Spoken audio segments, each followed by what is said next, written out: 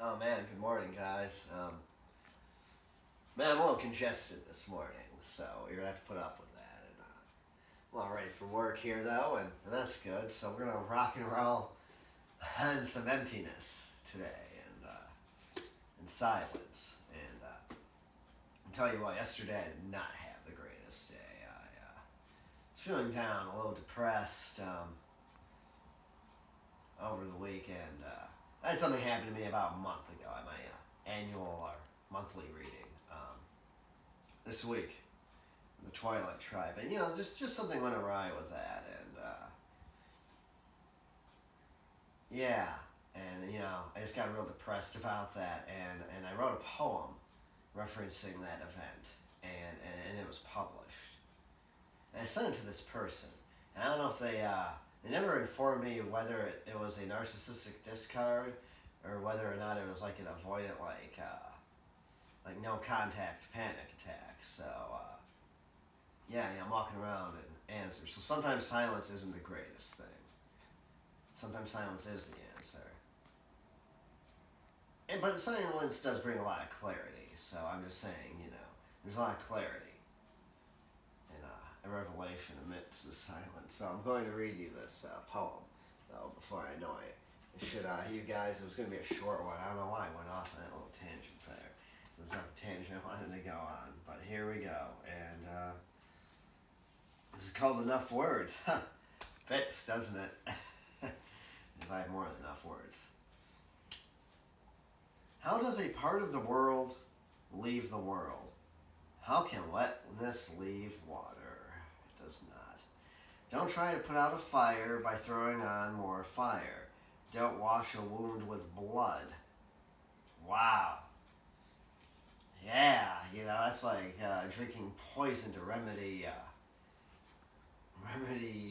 you being poisoned. No matter how fast you run, your shadow more than keeps up. Sometimes it's in front. The false self sometimes. See, guys, this is about the false self, the veiled being that you prop up. Only full overhead sun diminishes your shadow. Come on, guys, the illumination of inner space. Life is a metaphor, especially when it's not. But the shadow that has been serving you, what hurts you, blesses you. Darkness is your candle. Your boundaries are your quest. And this is where I'm getting to. Suffering and revelation and great expectations versus lofty ideals. You have to beware of those. I can explain this, but it would break the glass cover on your heart, and there's no fixing that. You can't repair damaged love. And that glass, yeah, it can get cracked and stuff, but yeah, you can't. Yeah, you just can't do that. There's no fixing a broken heart. I don't know. You must have shadow and light source both. Listen and lay your head under the tree of awe, and this is where I write, awe and silence. In that awe and the silence, it fills your empty space. You got the seeds of contemplation there germinating. When from that tree feathers and wings sprout on you, be quieter than a dove. Don't open your mouth or even a coo. Yeah, bask in those revelations. When a frog slips into the water, the snake cannot get it. Then the frog climbs back out and croaks, and the snake moves toward him again.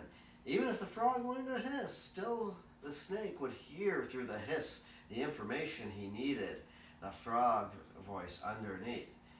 This is about understanding the true nature of being in quiet moments and pattern recognition. But if the frog could be completely silent, then the snake would go back to sleeping, and the frog could reach the barley. The soul lives there in silent breath. Man, that's heavy. The soul lives there in silent breath. And the grain of barley is such that when you put it in the ground, it grows. There we go. Are these enough words, or shall I squeeze more juice from this? Who am I, my friend? And who am I, my friend? And who are you? And who's this person? Who's that person? And it all comes down to self. But who is self and what is self? And